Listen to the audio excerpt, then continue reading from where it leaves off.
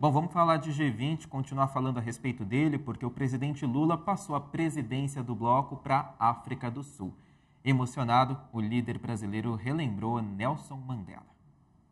É fácil demolir e destruir. Emocionado e com a voz embargada, Lula disse que passou o cargo para o colega sul-africano Cyril Ramaphosa com esperança e, além disso, afirmou que esta não é uma transferência normal de uma presidência, e sim uma expressão concreta dos laços econômicos, sociais e culturais da América Latina e a África. No discurso, Lula lembrou o primeiro presidente negro da África do Sul e Prêmio Nobel da Paz, Nelson Mandela. Desejo ao companheiro Ramaphosa todo o sucesso na liderança do G20. A África do Sul poderá contar com o Brasil para exercer uma presidência que vá além do que podemos realizar. Lembro as palavras de outro grande sul-africano, Nelson Mandela, que disse: é fácil demolir e destruir. Os heróis são aqueles que constroem. Vamos seguir construindo um mundo justo e um planeta sustentável. Muito obrigado a todos e boa sorte, companheiro Ramaphosa. Já vou pedir o olhar da Mari, então, para entender melhor se já dá para a gente começar a imaginar qual pode ser a marca da África do Sul como presidente do G20. Bom, acho que o presidente Lula traz na sua fala, no momento de passagem dessa presidência do G20 para a África do Sul, a lembrança do Mandela, né? O Nelson Mandela, que foi eleito o primeiro presidente negro na África do Sul em 1994, e é muito interessante que, em geral, tudo que acontece em relação à África do Sul, né, ou quando você conversa com autoridades na África do Sul, a marca do que foi de 94 para cá é muito forte, né? Por quê? Porque o processo todo do apartheid, toda a marca ali, né, o que foi feito no país antes disso, era muito intenso, e de 94 para cá teve um ponto de inflexão em relação a como que as relações mesmo, tanto políticas, econômicas, sociais no país começaram a se dar.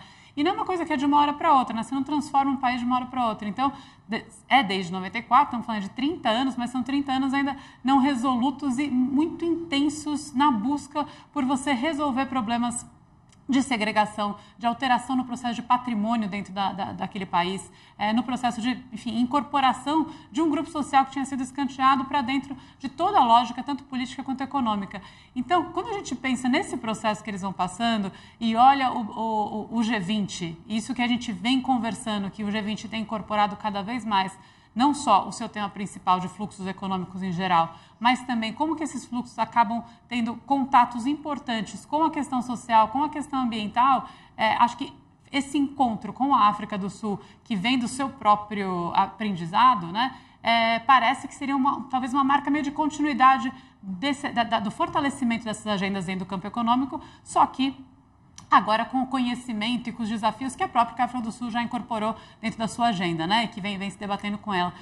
Então, eu diria que a marca da África do Sul deve ser algo que, de fato, reforça os nossos desafios enquanto sociedade, os nossos desafios históricos até de construir uma economia que seja uma economia mais equitativa, uma economia mais saudável para todo mundo e, ao mesmo tempo, o grande desafio dela, porque a África do Sul vai passar o bastão depois para os Estados Unidos de Donald Trump. Então, assim, ela está bem espremida entre Brasil e Estados Unidos com essa história toda. Então, tende a ser uma presidência, eu acho, interessante e que vai trazer aí à tona muitos dos nossos temas fundamentais no mundo hoje. É isso, Maria. A gente percebe também que cada vez mais países emergentes têm ganhado protagonismo, né? O Brasil agora foi presidente do G20, agora passando o bastão para a África do Sul. Queria que você falasse um pouquinho a respeito desse protagonismo de países emergentes e falasse também que, assim, a gente está falando G20, 19ª edição aqui no Brasil acabou. Não é que a próxima é daqui a um ano. O G20, a 20ª edição, a próxima com presidência da África do Sul, já vai começar muito em breve. O G20, é interessante, Rafa, a tua pergunta, porque o G20, ele nasce, o momento inicial mesmo de formulação do G20, ele é lá da crise de 97, na crise asiática, que já é uma crise, na verdade, a crise financeira que aconteceu lá atrás, aquele quebra de moedas e tal, lembra Malásia, teve, né, vários países ali que nos anos 90, 97, 98, e isso impactou a economia como um todo. Então, ele nasce de uma questão dos emergentes, né? Era uma economia asiática que vinha florescendo e, de repente, teve um tranco e todo mundo falou assim, como é que a gente vai resolver os efeitos dessa crise? Só que ele foi formulado para resolver esta crise em particular, são feitas algumas reuniões, mas fica um pouco baixo perfil. Quando que ele ganha corpo mesmo? Quando a crise sai dos emergentes e vai para os Estados Unidos, a crise de 2008. Estamos falando de 10 anos um pouco focado no tema asiático e depois os Estados Unidos resolvem que, a partir da sua própria crise, seria interessante focar no G8, no G20, olha o G8, sair do G8 e para o G20. O que é essa passagem do G7, que eram economias desenvolvidas, para o G20?